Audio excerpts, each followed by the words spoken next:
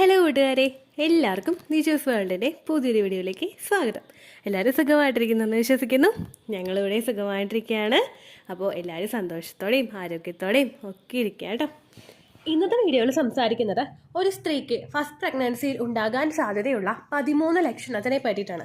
ഈ ലക്ഷണത്തെ പറ്റി ഞാൻ വീഡിയോസ് ചെയ്തത് എൻ്റെ അനുഭവത്തിൽ നിന്നുള്ള വിവരണമാണ് കേട്ടോ. കാരണം എന്താണെന്ന് വെച്ച് കഴിഞ്ഞാൽ എൻ്റെ ഫസ്റ്റ് പ്രഗ്നൻസിയിൽ എനിക്കുണ്ടായ 13 ലക്ഷണങ്ങൾക്കാണ് ഞാൻ ഏറ്റവും കൂടുതൽ ഇമ്പോർട്ടൻസ് കൊടുത്ത് പറയുന്നത്. ഫസ്റ്റ് പ്രഗ്നൻസിയെ അപേക്ഷിച്ച് എൻ്റെ സെക്കൻഡ് പ്രഗ്നൻസിയിലെ ലക്ഷണങ്ങൾ കുറച്ച് കുറവായിരുന്നു. അത് എന്തുകൊണ്ടാണെന്ന് വെച്ച് കഴിഞ്ഞാൽ പലരും ആ ഒരു ഫസ്റ്റ് പ്രഗ്നൻസി ആകുമ്പോഴേക്കും ഹോർമോൺ ചേഞ്ചസ് ആയിട്ട് ശരീരം ഒന്ന് അഡോപ്റ്റ് ആവുന്നു. അതുപോലെ നമുക്ക് വയറിലൊക്കെ ഇറിറ്റേഷനോ അതുപോലെയൊക്കെ വേദനയൊക്കെ വരുന്നത് ഒന്ന് കുറവായിരിക്കും. കാരണം എന്താണെന്ന് വെച്ച് കഴിഞ്ഞാൽ നമ്മുടെ സ്റ്റൊമക്കൊക്കെ ഓൾറെഡി എക്സ്പാൻഡ് ആയിട്ടുണ്ട്, യൂട്രസ് ഓൾറെഡി എക്സ്പാൻഡ് ആയിട്ടുണ്ട്. ചില ആളുകൾക്ക് ഡെലിവറി കഴിഞ്ഞ് കഴിയുമ്പോൾ വയറൊന്നും അങ്ങോട്ട് കംപ്ലീറ്റ് ആയിട്ട് അങ്ങോട്ട് ഒട്ടി പോവാറില്ല. അങ്ങനെയൊക്കെ വരുമ്പോഴേക്കും ഇംപ്ലാന്റേഷൻ്റെ വേദനയൊന്നും പലർക്കും തുടക്കത്തിൽ തന്നെ മനസ്സിലാകാനായിട്ട് സാധിക്കില്ല കേട്ടോ. അപ്പോൾ അതുകൊണ്ട് കുറച്ച് ലക്ഷണങ്ങൾ ഫസ്റ്റ് പ്രഗ്നൻസിയെ അപേക്ഷിച്ച് സെക്കൻഡ് പ്രഗ്നൻസിയിൽ അനുഭവപ്പെടുന്നത് കുറവായിരിക്കും. അപ്പോൾ എന്തൊക്കെയാണ് എനിക്കുണ്ടായിരുന്ന ലക്ഷണങ്ങളെന്നും ഓൾമോസ്റ്റ് എല്ലാ സ്ത്രീകൾക്കും തന്നെ ഗർഭിണിയാകുന്ന സമയത്ത് ഉണ്ടാകുന്ന ലക്ഷണങ്ങൾ എന്തൊക്കെയാണെന്ന് നമുക്ക് നോക്കാം. വീഡിയോ നമുക്ക് സ്റ്റാർട്ട് ചെയ്യാം. ഇവിടെ എൻ്റെ കേസിൽ എനിക്ക് പീരിയഡ്സ് മിസ്സാവുന്നതിന് മുൻപ് തന്നെ ലക്ഷണങ്ങൾ വന്നുകൊണ്ടിരുന്നു. എൻ്റെ വിവാഹം കഴിഞ്ഞിട്ട് ഏകദേശം 1.5-2 മാസത്തിനകം തന്നെ ഞാൻ പ്രഗ്നൻ്റ് ആയിട്ടുണ്ടായിരുന്നു. ഓൾറെഡി എനിക്ക് വീട്ടിൽ നിന്ന് പോകുന്നതിൻ്റെ ഒരു ബുദ്ധിമുട്ടുണ്ടായിരുന്നു. അതിനുശേഷം എനിക്ക് ഉറക്കം ശരിയാവുന്നുണ്ടായിരുന്നില്ല. കാരണം നമുക്കെന്ന് പറയുമ്പോഴേക്കും വെളുപ്പിന് എഴുന്നേറ്റിട്ട് യാതൊരുവിധ പരിചയമില്ല. അപ്പോൾ എൻ്റെ ഉറക്കത്തിൻ്റെയൊക്കെ വ്യത്യാസം ഉണ്ടായിരുന്നു. അങ്ങനെയൊക്കെ എനിക്ക് തുടക്കത്തിലെ ഭയങ്കര ടയർഡ്നെസ് ഫീൽ ചെയ്തിട്ടുണ്ടായിരുന്നു. എവിടെയെങ്കിലും കിടന്ന് ഉറങ്ങിയാൽ മതി എന്നുള്ളൊരു അവസ്ഥയായിരുന്നു. എനിക്ക് ജോലിക്ക് പോകുന്നുണ്ടായിരുന്നു, പക്ഷെ അതിനോടൊന്നും ഒരു ഇൻട്രസ്റ്റ് ഉണ്ടായിരുന്നില്ല. ഭയങ്കര മടുപ്പ്, അങ്ങനെയുള്ളൊരു സിറ്റുവേഷൻ ആയിരുന്നു എനിക്ക് ഏറ്റവും ആദ്യം തന്നെ ഉണ്ടായിരുന്നത് കേട്ടോ. രണ്ടാമതൊരു ഇതുപോലെ ഓവർ സ്ലീപ്പാണ്. എത്ര ഉറങ്ങിയാലും മതിയാവില്ല, അത്രയും നേരം ഇങ്ങനെ കിടന്ന് ഉറങ്ങിക്കൊണ്ടിരുന്നത്. നമ്മൾ തന്നെ ഏറ്റവും കൂടുതൽ ഐഡിയലായിട്ട് പോകുന്ന ഒരു സമയമായിരിക്കും അത്. ഒന്നിനോടും ഒരു താല്പര്യവും ഇഷ്ടവും ഇല്ലാതെ എത്ര മണിക്കൂർ വേണമെങ്കിലും ഉറങ്ങാൻ നമ്മൾ തന്നെ റെഡി ആയിരിക്കുന്ന ഒരു സമയം. നമുക്ക് ആ ഒരു ദേഷ്യം നമ്മളോട് വേണ്ട ആവശ്യമില്ല. കാരണം എന്താണെന്ന് വെച്ച് കഴിഞ്ഞാൽ പ്രൊജസ്ട്രോൺ ഹോർമോൺ ശരീരത്തിൽ ഇൻക്രീസ് ആവുന്നത് കൊണ്ടാണ് നമുക്കിങ്ങനെ എപ്പോഴും ഉറങ്ങാൻ വേണ്ടിയിട്ടുള്ള ഒരു ടെൻഡൻസി ഇങ്ങനെ വന്നുകൊണ്ടിരിക്കുന്നത് കേട്ടോ. പ്രൊജസ്ട്രോൺ ആണ് നമുക്ക് തളർച്ചയും ക്ഷീണവും ഒക്കെ ഉണ്ടാക്കി കൊണ്ടുവന്നിരുന്ന ഒരു ഹോർമോൺ. അതിന്റെ ഹൈക്ക് പ്രഗ്നൻസിയുടെ സ്റ്റാർട്ടിംഗ് സ്റ്റേജിൽ അതുമായിട്ട് നമ്മുടെ ശരീരം പൊരുത്തപ്പെടാനായിട്ട് ശ്രമിക്കുമ്പോഴേക്കും അതിന്റെ ഭാഗമായിട്ട് നിങ്ങൾക്ക് ഓവർ ടയർഡ്നെസ്സും സ്ലീപ്പിങ്ങും ഓവറായിട്ട് തോന്നാനായിട്ട് ചാൻസ് ഉണ്ട് കേട്ടോ. മൂന്നാമത്തേതെന്ന് പറയുന്നത് ഏറ്റവും കൂടുതൽ ഉണ്ടാവുന്ന ഒരു ലക്ഷണമാണ് വിശപ്പ്. ഭയങ്കര വിശപ്പ്, എന്ത് കഴിച്ചാലും മതിയാകാത്ത അത്രയും വിശപ്പ്. ഞാൻ എന്നെ തന്നെ വെറുത്ത് പോയ സമയം, ഞാൻ ഇത്രക്ക് തീറ്റ ഭ്രാന്തിയാണോ എന്ന് ഞാൻ തന്നെ ചിന്തിച്ച സമയമായിരുന്നു കേട്ടോ. ഭയങ്കരമായിട്ട് നമുക്ക് വിശക്കും. ഫസ്റ്റ് പ്രഗ്നൻസിയുടെ സമയത്തായിരുന്നു എനിക്കിത് ഏറ്റവും കൂടുതൽ ഉണ്ടായത്.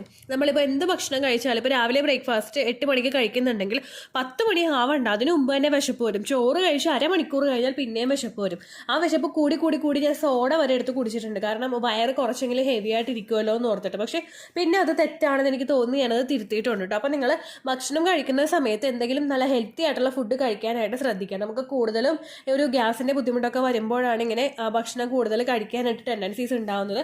അങ്ങനെ വരുമ്പോഴേക്കും ഹെൽത്തി ആയിട്ട് ഭക്ഷണങ്ങൾ കഴിക്കാനായിട്ട് ശ്രദ്ധിക്കാം. അടുത്ത ബുദ്ധിമുട്ടെന്ന് പറയുന്നത് മൂഡ് സ്വിങ്സ് ആണ്. എനിക്ക് ഭയങ്കര സങ്കടമായിരുന്നു. എനിക്ക് ദേഷ്യത്തിനേക്കാളും കൂടുതൽ സങ്കടമായിരുന്നു ഉണ്ടായിക്കൊണ്ടിരുന്നത് വെച്ചാൽ. കാരണം എന്താണെന്ന് വെച്ച് കഴിഞ്ഞാൽ ഇപ്പോൾ പെട്ടെന്ന് ഇങ്ങനെ വീട്ടിൽ നിന്ന് കല്യാണമൊക്കെ കഴിഞ്ഞതിൻ്റെ ഒരു സങ്കടം, ഭയങ്കര ദേഷ്യം. അതുപോലെ തന്നെ എന്താ പറയുക, ഞാൻ അമ്മയായിട്ട് ഭയങ്കര അടുപ്പത്തിലായിരുന്നു. അപ്പോൾ അമ്മേനെ വിട്ടു പോകുന്നതുകൊണ്ട് പിന്നെ പ്രഗ്നൻസി ആകുന്ന സമയത്ത് നമുക്ക് അമ്മമാരെ ഭയങ്കരമായിട്ട് മിസ് ചെയ്യുമല്ലോ. അങ്ങനെ ഭയങ്കര സങ്കടമായിരുന്നു. നിസ്സാര കാര്യങ്ങൾക്ക് വരെ ഇങ്ങനെ കരഞ്ഞുകൊണ്ടിരിക്കുകയായിരുന്നു കേട്ടോ ഞാൻ. ആ ഒരു അവസ്ഥ എനിക്കുണ്ടായിരുന്നു. പല പ്രഗ്നൻസി സമയത്തും സ്ത്രീകൾക്ക് ആ ഒരു അസ്വസ്ഥതയും ബുദ്ധിമുട്ടും മൂഡ് സ്വിങ്സും ഉണ്ടാകാം. ചില ആളുകൾക്ക് ദേഷ്യമായിരിക്കും, ചില ആളുകൾക്ക് ഭയങ്കര എന്താ പറയുക സങ്കടമായിരിക്കും. അങ്ങനെയൊക്കെ ഉള്ളതായിരിക്കും എല്ലാവർക്കും ഉണ്ടാവുന്നത് കേട്ടോ. അടുത്തതെന്ന് പറയുന്നത് എനിക്ക് ഉണ്ടായതാണ് ലൂസ് സ്റ്റൂള്. അതായത് നമുക്ക് മോഷൻ പോകുന്ന സമയത്ത് ഭയങ്കര ലൂസായിട്ട് പോയിക്കൊണ്ടിരിക്കുക, ഇങ്ങനെ അയഞ്ഞു പോകുക എന്ന് പറയില്ലേ, ചില ആളുകൾ അങ്ങനെ പറയും. വയറ്റിൽ നിന്ന് ഇങ്ങനെ അയഞ്ഞു പോവുക. നോർമലി നമുക്ക് പോകുന്നത് കുറച്ചൊന്ന് പിടുത്തത്തിൽ അന്ന് അത്യാവശ്യം നോർമലായിട്ട് തന്നെ പോകും. പക്ഷെ ഇത് ഒരു പിടി വിട്ട പോലെ പോകുന്നു. ലൂസ് മോഷൻ അല്ല, ആ കട്ടിപ്പ് ഉണ്ടാകും, പക്ഷെ ഭയങ്കര ലൂസായിട്ട് പോകുന്നു. അങ്ങനെ പോകുമ്പോഴേക്കും അടുത്തൊരു ലക്ഷണമായിട്ടുള്ള അസ്വസ്ഥതയും വയറിൽ നമുക്ക് അനുഭവപ്പെടാം. വയറിൽ നീര് വീണ് കിടക്കുന്നത് പോലെ, അല്ലെങ്കിൽ ഭക്ഷണമൊന്നും വയറിൽ കിടന്നിട്ട് ദഹിക്കാത്തത് പോലെ, അങ്ങനെയുള്ള ബുദ്ധിമുട്ടുമൊക്കെ നമുക്ക് ആ ഒരു സമയത്ത് പ്രഗ്നൻസിയുടെ സമയത്ത് അനുഭവപ്പെടാം കേട്ടോ. ഓൾറെഡി നമ്മൾ പ്രഗ്നൻ്റ് ആകുന്ന സമയത്ത് വയറിൽ ഒരുപാട് വേദനയും അസ്വസ്ഥതയൊക്കെ നമുക്ക് ഉണ്ടാകാം. ഈ അസ്വസ്ഥതകളൊക്കെ ഇംപ്ലാന്റേഷൻ നടക്കുന്നതിന്റെ സമയത്ത് നമുക്ക് ഏറ്റവും കൂടുതൽ അനുഭവപ്പെടുന്നതാണ്. ഈ അസ്വസ്ഥതകൾ അങ്ങനെ കൂടി വന്നു കഴിയുമ്പോഴേക്കും നമുക്ക് വയറിൽ തൊടുമ്പോൾ തന്നെ വേദന ഉണ്ടാവുക. ചില ആളുകൾക്ക് പ്രഗ്നൻസിയുടെ സ്റ്റാർട്ടിങ് സ്റ്റേജിലൊക്കെ എന്ന് പറയുന്നത് ഭക്ഷണം ദഹിക്കാനായിട്ട് കുറച്ച് ബുദ്ധിമുട്ടുണ്ടാകും.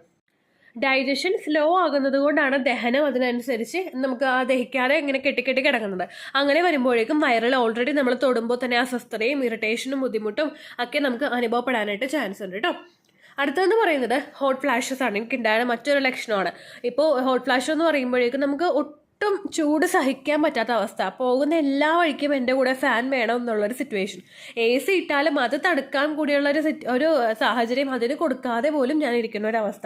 ACയും ഫാനും എല്ലാം കൂടി ഇട്ടാലും എനിക്ക് ഒന്നും ആകാത്തൊരു അവസ്ഥയായിരുന്നു ഉണ്ടായിക്കൊണ്ടിരുന്നത് കേട്ടോ.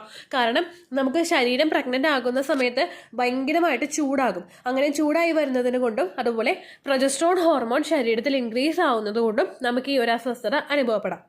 ശരീരത്തിൽ നിങ്ങൾക്കും അങ്ങനെ ടെമ്പറേച്ചർ കൂടുന്നുണ്ടെങ്കിൽ ധാരാളം വെള്ളം കുടിക്കാനായിട്ട് ശ്രദ്ധിക്കുക കേട്ടോ. അതുപോലെ കുറച്ച് ലൂസായിട്ടുള്ള ഡ്രസ്സസ് ധരിക്കാനായിട്ട് ശ്രദ്ധിക്കുക. കുറച്ച് ടൈറ്റായിട്ട് ഇറുകിയിരിക്കണൊക്കെ ഇട്ട് കഴിഞ്ഞാൽ നിങ്ങൾക്ക് കുറേ കൂടി ബുദ്ധിമുട്ടുണ്ടാവാനായിട്ട് ചാൻസ് ഉണ്ട് കേട്ടോ.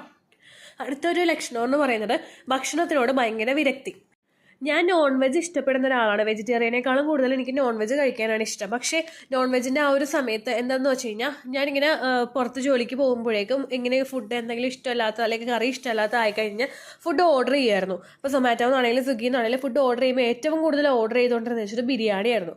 അപ്പോൾ ശരിക്കും എനിക്ക് ആ പ്രഗ്നൻസിയുടെ മുമ്പത്തെ സമയത്തൊക്കെ, അതായത് ഈ പ്രഗ്നൻ്റ് ആകുന്ന സമയത്തൊക്കെ ബിരിയാണി കഴിച്ചതുകൊണ്ടായിരിക്കണം പിന്നീട് അങ്ങോട്ടൊക്കെ എനിക്ക് ബിരിയാണിയുടെ സ്മെല്ല് പോലും പറ്റില്ല. ഞാൻ വൊമിറ്റ് ചെയ്യായിരുന്നു കണ്ടിന്യൂസ് ആയിട്ട് ബിരിയാണി. അതുപോലെ തന്നെ ഇപ്പോൾ മീനാണെങ്കിലും ആരെങ്കിലും ഒക്കെ വെക്കുന്നത് എനിക്ക് ഇഷ്ടമല്ലാതെ വരുന്നു. അങ്ങനെ ഞാനൊരു 9 months വരെ എനിക്ക് ഭയങ്കരമായിട്ട് ഈ ഫുഡ് കഴിക്കുന്നത് ഇഷ്ടമല്ലാണ്ടായിട്ടുണ്ട്.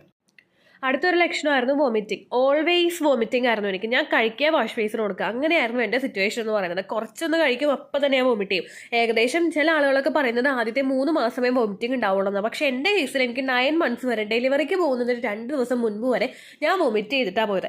ഓരോ അടുത്ത ആളുകൾ പറയും പെൺകുഞ്ഞുള്ളതുകൊണ്ടാണ് ആൺകുഞ്ഞുള്ളതുകൊണ്ടാണ് അങ്ങനെയൊക്കെ പറയും. പക്ഷേ എനിക്ക് അങ്ങനെയൊന്നും തോന്നിയിട്ടില്ല കേട്ടോ. എന്തായാലും എനിക്ക് ആദ്യത്തെ പെൺകുട്ടിയായിരുന്നു. എനിക്ക് നല്ല വോമിറ്റിംഗ് ഉണ്ടായിരുന്നു കേട്ടോ. ആ ഒരു അസ്വസ്ഥത ഭയങ്കരമായിരുന്നു. ഏറ്റവും ആദ്യം തന്നെ ഞാൻ വോമിറ്റ് ചെയ്തിട്ടാണ് തുടങ്ങിയത് കൂടുതൽ ലക്ഷണങ്ങൾ കാണിക്കാൻ വേണ്ടിയിട്ട്. ഏറ്റവും ആദ്യം ബ്രഷ് ചെയ്യുന്ന സമയത്ത് മഞ്ഞ കളറുള്ള വെള്ളം വൊമിറ്റ് ചെയ്യും. അതിനുശേഷം ബ്രേക്ക്ഫാസ്റ്റ് കഴിക്കുന്നത്, ലഞ്ച് കഴിക്കുന്നത്, ഇടനേരത്തിന് കഴിക്കുന്നത്, നട്ട്സ് കഴിക്കുന്നുണ്ടെങ്കിൽ അത് വൊമിറ്റ് ചെയ്യും, ഫ്രൂട്ട്സ് കഴിക്കുന്നുണ്ടെങ്കിൽ അത് വൊമിറ്റ് ചെയ്യും. അങ്ങനെയായിരുന്നു എനിക്ക് പോയിക്കൊണ്ടിരുന്നത് കേട്ടോ. അടുത്ത അസ്വസ്ഥതയായിരുന്നു ഗ്യാസ് ട്രബിൾ. ഗ്യാസ് കൂടുതലായിട്ടും പോയിക്കൊണ്ടിരുന്നത് വെച്ചാൽ മേലെ കൂടിയും കീഴ്പോട്ട് കൂടി എങ്ങനെയൊക്കെ ഗ്യാസ് ഇങ്ങനെ പോയിക്കൊണ്ടിരുന്നത് വെച്ചാൽ ഭയങ്കര ബുദ്ധിമുട്ടും അസ്വസ്ഥതയായിരുന്നു. ഞാൻ വീടിൻ്റെ അകത്തൂടെയൊക്കെ നടക്കുമായിരുന്നു. പക്ഷേ ഭയങ്കര ബുദ്ധിമുട്ടും അസ്വസ്ഥതയൊക്കെ ആ ഒരു സമയത്ത് എനിക്ക് ഫീൽ ചെയ്തിരുന്നു കേട്ടോ. അപ്പോൾ പല സ്ത്രീകൾക്കും പ്രഗ്നൻസിയുടെ സ്റ്റാർട്ടിങ് സ്റ്റേജിൽ ഗ്യാസ് ട്രബിൾ ഉണ്ടാവാനായിട്ട് ചാൻസ് ഉണ്ട്. ഈ ഒരു കെട്ടിക്കിടക്കുന്ന ആ ഒരു വായു നമുക്ക് ചിലപ്പോൾ മേളിൽ കൂടി തന്നെ പോകും, ചിലപ്പോൾ കീഴ്വായുമായിട്ടായിരിക്കും ചിലപ്പോൾ ആ ഒരു ഗ്യാസ് പോകുന്നത് കേട്ടോ. അപ്പോൾ പ്രഗ്നൻ്റ് ആകുന്ന സമയത്ത് നിങ്ങൾക്ക് കുറച്ച് ഗ്യാസ് ഫോം ചെയ്യാനായിട്ട് സാധ്യതയുള്ള ഭക്ഷണങ്ങൾ കഴിക്കുന്നത് നിങ്ങൾ കുറയ്ക്കുക. അതായത് ഇപ്പോൾ ചില ആളുകൾക്ക് പയറുവർഗ്ഗങ്ങൾ എന്തെങ്കിലും കഴിച്ചു കഴിഞ്ഞാൽ ഗ്യാസ് ഫോം ചെയ്യും. അങ്ങനെയുള്ളവരൊക്കെ അത് കഴിക്കുന്നത് ഒന്ന് കുറയ്ക്കുക. അതുപോലെ തന്നെ കഴിച്ചു കഴിഞ്ഞതിന് ശേഷം ഫിസിക്കലി ഒന്ന് ആക്റ്റീവ് ആകാനായിട്ട് ശ്രദ്ധിക്കുക. അങ്ങോട്ടും ഇങ്ങോട്ടും നടന്ന് കുറച്ച് നേരം ഒന്ന് എൻജോയ് ചെയ്തിരിക്കാനായിട്ട് ശ്രദ്ധിക്കുക. ഇല്ലെങ്കിൽ നമുക്ക് പെട്ടെന്ന് ഗ്യാസ് ട്രബിൾ ഉണ്ടാവാനായിട്ട് ചാൻസ് ഉണ്ട് കേട്ടോ. ഈ ഗ്യാസ് ട്രബിളിൻ്റെ ഒപ്പം തന്നെ വന്ന മറ്റൊരു ലക്ഷണമാണ് ഹാർട്ട് ബേൺ, അതായത് നെഞ്ചരിച്ചിൽ അനുഭവപ്പെടുക. നമ്മൾ നെഞ്ചിൻ്റെ അകത്തുകൂടി എന്താണ്ട് ഇങ്ങനെ തീ പോലെ ഇങ്ങനെ പോയിക്കൊണ്ടിരിക്കുന്നത് പോലെ നമുക്ക് അനുഭവപ്പെടുക. വെള്ളം കുടിക്കുന്ന കുറച്ച് സമയത്തേക്ക് മാത്രം ആശ്വാസം ഉണ്ടാവുക, പക്ഷെ പിന്നീടും കണ്ടിന്യൂസ് ആയിട്ട് ഇങ്ങനെ ഹാർട്ട് ബേൺ അനുഭവപ്പെടുക. എനിക്ക് ഏറ്റവും കൂടുതൽ ഡൈജഷനെ ആയിരുന്നു ഈ ഒരു പ്രഗ്നൻസി സമയം അഫക്റ്റ് ചെയ്തത് കേട്ടോ. അതുകൊണ്ടായിരുന്നു എനിക്ക് കണ്ടിന്യൂസ് ആയിട്ട് ലക്ഷണങ്ങൾ ഇങ്ങനെയുള്ള ഭാഗങ്ങളിലൊക്കെ അനുഭവപ്പെട്ടുകൊണ്ടിരുന്നത്. അടുത്തൊരു ലക്ഷണം എനിക്കുണ്ടായത് വിവിഡ് ഡ്രീംസ് ആണ്. വിവിഡ് ഡ്രീംസ് എന്ന് പറയുന്നത് എനിക്ക് കണ്ണടച്ച് ഉറങ്ങാൻ നിവർത്തിയുണ്ടായിരുന്നില്ല. ഉറങ്ങുന്ന സമയത്ത് ഇപ്പോൾ ഒരു ഉച്ച നേരത്തേക്ക് ഞാനൊന്ന് മയങ്ങാൻ കിടന്നു കഴിഞ്ഞാൽ ഞാൻ ലോകത്തില്ലാത്ത എല്ലാ വന്യജീവികളെയും സ്വപ്നം കാണാനായിട്ട് തുടങ്ങി. എല്ലാവരും എന്നെ പിടിക്കാൻ വരുന്നു, എന്നെ ഉപദ്രവിക്കാൻ വരുന്നു. അതുപോലെ ഇപ്പോൾ എന്താ പറയുക, ഭയങ്കരമായിട്ട് എന്തോ ഒരു നെഗറ്റീവ് എനർജി ഇങ്ങനെ ചുറ്റും നിൽക്കുന്നത് പോലെ അങ്ങനെയൊക്കെയുള്ളൊരു ഒരു തിങ്കിങ് ആയിരുന്നു എനിക്ക് വന്നുകൊണ്ടിരുന്നത്. കിടക്കുന്ന സമയത്ത് ഇപ്പോൾ ഞാൻ കിടന്ന് എഴുന്നേക്കാൻ ശ്രമിച്ചു കഴിഞ്ഞാൽ പക്ഷെ എനിക്ക് എഴുന്നേക്കാനായിട്ട് പറ്റുന്നില്ല. തല എന്തോ പിടിച്ചിങ്ങനെ എൻ്റെ തല ഇങ്ങനെ വലിച്ചു വെച്ചേക്കുന്ന പോലെയായിരുന്നു എനിക്ക് തോന്നിയത്. ബോഡി പൊങ്ങാനായിട്ട് നിൽക്കും, പക്ഷെ തല പൊങ്ങുന്നില്ല. അങ്ങനെയൊക്കെയായിരുന്നു പ്രഗ്നൻസി സമയത്ത് ഞാനിങ്ങനെ സ്വപ്നമൊക്കെ കണ്ടുകൊണ്ടിരുന്നത് കേട്ടോ.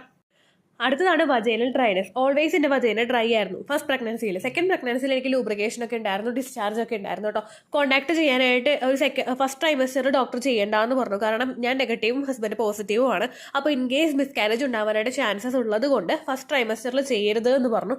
സെക്കൻഡ് ട്രൈമസ്റ്റർ മുതൽ കണ്ടിന്യൂ ചെയ്തോ കുഴപ്പമില്ല എന്ന് പറഞ്ഞു. അങ്ങനെ ചെയ്യാൻ തുടങ്ങിയപ്പോഴേക്കും എന്താ പറയുക, ഒരു താല്പര്യമില്ല. വജൈനൽ ഭയങ്കര ഡ്രൈനെസ് എനിക്ക് അനുഭവപ്പെട്ടുകൊണ്ടിരുന്നു. അതുകൊണ്ട് പ്രഗ്നൻസി സമയത്ത് അങ്ങനെ കോൺടാക്റ്റ് ഒന്നും ഞങ്ങൾക്ക് ഉണ്ടായിട്ടില്ല കേട്ടോ. ഇതെല്ലാം ഒരുപാട് എനിക്ക് പ്രഗ്നൻസി സമയത്ത് ഉണ്ടായ ലക്ഷണങ്ങളാണ്. ഇപ്പോൾ എല്ലാ ലക്ഷണങ്ങളും ചേച്ചിക്ക് ഉണ്ടല്ലോ എന്ന് ചോദിച്ചു കഴിഞ്ഞാൽ തീർച്ചയായിട്ടും എൻ്റെ ഫസ്റ്റ് പ്രഗ്നൻസി എന്ന് പറയുന്നത് ഞാൻ ആ ടൈം ഓർക്കാൻ ഇഷ്ടപ്പെടാത്ത, ഞാൻ ഏറ്റവും കൂടുതൽ എന്നെ വെറുത്ത് പോയൊരു ടൈമായിരുന്നു. കാരണം നമ്മൾ അത്രയും നാൾ വരെ ആക്റ്റീവായിട്ടിരുന്നിട്ട് പെട്ടെന്ന് ഒന്നിങ്ങനെ ടയേർഡായി പോകുമ്പോൾ അല്ലെങ്കിൽ ഇങ്ങനെയൊക്കെ ഒരു മാറ്റങ്ങളൊക്കെ വരുമ്പോഴേക്കും വീട്ടുകാരില്ല, അങ്ങനെ ആരും ഇല്ലാതാകുമ്പോഴേക്കും നമ്മൾ വല്ലാത്തൊരു സ്റ്റേജിലോട്ട് ഒറ്റപ്പെട്ടു പോകുമല്ലോ. അങ്ങനെയുള്ളൊരു ടൈമായിരുന്നു എനിക്ക് ഫസ്റ്റ് പ്രഗ്നൻസിയിൽ ഉണ്ടായത്. പക്ഷേ സെക്കൻഡ് പ്രഗ്നൻസി നേരെ ഓപ്പോസിറ്റ് ആയിരുന്നു. എൻ്റെ കൂടെ എൻ്റെ മോളുണ്ടായിരുന്നു, ഞാൻ സന്തോഷവതിയായിരുന്നു. ആ കുഞ്ഞിന് കുറച്ച് അബ്നോർമാലിറ്റീസ് പറഞ്ഞപ്പോൾ മുതലാണ് എനിക്കിങ്ങനെ താളം തെറ്റി തുടങ്ങിയത്. അത് വെച്ച് നോക്കിക്കഴിഞ്ഞാൽ വേറെ ലക്ഷണങ്ങളൊന്നും കൂടുതലായിട്ട് ഉണ്ടായിട്ടില്ല. വജൈനൽ ഡ്രൈനസ് അങ്ങനെയുള്ള ബുദ്ധിമുട്ടുകൾ ഉണ്ടായുള്ളൂ. എനിക്ക് ഇഷ്ടമുള്ള ഭക്ഷണമൊക്കെ കഴിക്കായിരുന്നു. എനിക്ക് ഫുഡ് അവേർഷൻ ഒന്നും ഉണ്ടായിട്ടേ ഇല്ല. അത്രമാത്രം ഞാൻ ഹാപ്പി ആയിരുന്നു സെക്കൻഡ് പ്രഗ്നൻസിയിൽ കേട്ടോ. അപ്പോൾ ഫസ്റ്റ് പ്രഗ്നൻസിയിലായിരിക്കും ഏകദേശം എല്ലാ സ്ത്രീകൾക്കും ലക്ഷണങ്ങളൊക്കെ കണ്ടുവരുന്നത്. പെട്ടെന്നൊരു ഹോർമോൺ ഹൈക്കൊക്കെ നമ്മൾ എക്സ്പീരിയൻസ് ചെയ്യുന്നത് ഏറ്റവും ആദ്യമായിട്ടാണല്ലോ. അങ്ങനെ വരുമ്പോഴേക്കും പലർക്കും ഉണ്ടാവാം. ഈ ലക്ഷണങ്ങളൊന്നും ഇല്ലെങ്കിൽ നിങ്ങൾ വിഷമിക്കേണ്ട ആവശ്യമില്ല. എക്സ്പെക്റ്റഡ് പീരീഡ് ഡേറ്റിൽ ബ്ലീഡിങ് വരുന്നുണ്ടോ എന്ന് മാത്രം നിങ്ങൾ നോക്കുക. ബ്ലീഡിങ് വരുന്നില്ലെങ്കിൽ, അല്ലെങ്കിൽ ഇൻ കേസ് നിങ്ങൾക്ക് പോകുന്ന ബ്ലീഡിങ് കുറവാണെങ്കിൽ നിങ്ങൾ ഒരു കാർഡ് മേടിച്ചിട്ട് പ്രഗ്നൻസി ടെസ്റ്റ് ചെയ്ത് നോക്കാനായിട്ട് ശ്രദ്ധിക്കുക കേട്ടോ. അപ്പോൾ ഇത്രയേ ഉള്ളൂ വീഡിയോ. ഓവുലേഷൻ ഡേറ്റ് കാൽക്കുലേറ്റ് ചെയ്ത് തരാനായിട്ട് റിക്വസ്റ്റ് ചെയ്യുന്നവർ എന്നാണോ നിങ്ങളുടെ കൃത്യം സൈക്കിൾ ലെങ്ത് അത് മെൻഷൻ ചെയ്യുക.